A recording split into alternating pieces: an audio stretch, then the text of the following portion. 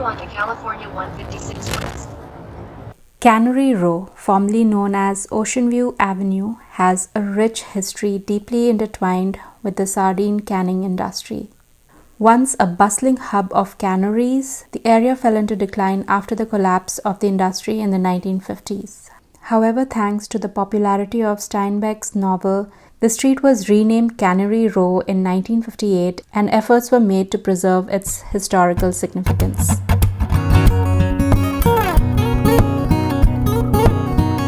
Beyond the charming streets, Cannery Row boasts stunning natural beauty. We took a short walk to the Monterey Bay Aquarium, a world-renowned marine conservation center. Here we marveled at the fascinating sea creatures and learned about their habitats and soaked in the picturesque coastline and the breathtaking views. The vibrant streets of Cannery Row are lined with shops, restaurants, galleries, each offering a unique glimpse into the area's past. Stepping into Cannery Row feels like entering the pages of Steinbeck's novel. I didn't read this book in school. I didn't think I would have got it, partly because reading fiction was never important growing up, and partly because I would have never understood it because of my own lack of knowledge and understanding of this particular time in history of this country and its politics and socioeconomics. The plot. The author gives us a host of characters living in Cannery Row, Monterey, California. They live in the alleyway, empty plots, ramshackle jumbles of stuff that exists amongst the factories. The community is holding a party for the doc, which I suppose is the main character, and the party goes wrong. His place is trashed and destroyed. They want to make amends and throw another party, and this time everything goes well, and at the end we see the doc cleaning up after the party. And between these 2 points in time, we see an array of characters, pretty insignificant, just going about their life.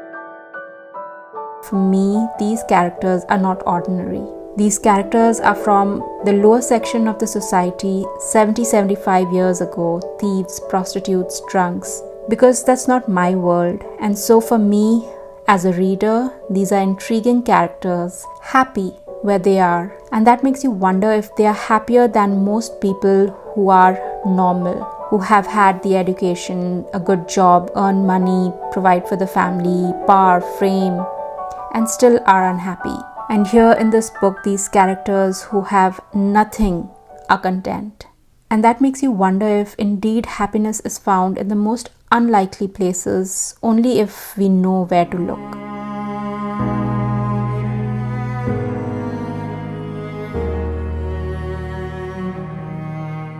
I feel often fiction is looked as what's written is what the author absolutely believes.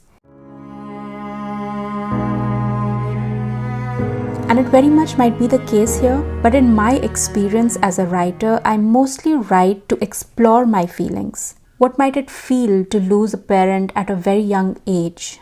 What might it feel to be so gifted that you can never find true companionship? What it might feel to live a life of absolute privilege and chart your own path? I'm not telling anyone to live their life a certain way with my writing because I'm not writing for them. I would absolutely love people to read my work, but not from an outside perspective. Instead, drop into the world the author has created and feel your own emotions, challenge your beliefs, and feel uncomfortable with the things that you disagree. And that's what I believe the author was doing here. He isn't enforcing his belief. I'm not sure if indeed he even believed the philosophies he's talking about in this book. And that's why if you get the theme of this book, you get it. And if you don't, you don't. And like most classic literature, you bring your own experience, your expectations to understand a piece that is written at the time that we don't belong to. Reading this book felt oddly familiar. It feels like Rabindra Dharamraj's award-winning film Chakra or Ketan Mehta's Mirch Masala. In Steinbeck's novel Cannery Row, the beautiful scenes that he evokes of all the bird life, the sea creatures, and the animals and humans working and living there all as one is beautiful. And while it may feel that the stories about these characters are random and unconnected, at deeper inspection, you'll find them connected, each proposing an idea, a thought, inviting you to look deeper if you care. The longer you pull on each character's story thread, the longer you think about it, the more you'll get.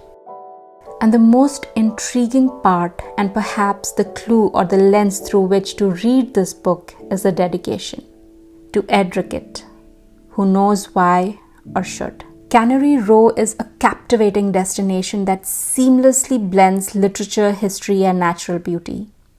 The coastal town has so much to offer: the rich history, delicious cuisine, and the awe-inspiring surrounding. This mini trip to Cannery Row, Monterey, California, was sure an unforgettable adventure, as was the book. The things we admire in men, kindness, generosity, openness, honesty, and understanding and feelings, are the concomitant of failure in our system. And those traits we detest, sharpness, greed, acquisitiveness, meanness, egotism, and self-interest, are traits of success. And while men admire the quality of the first, they love the produce of the second. John Steinbeck, Cannery Row.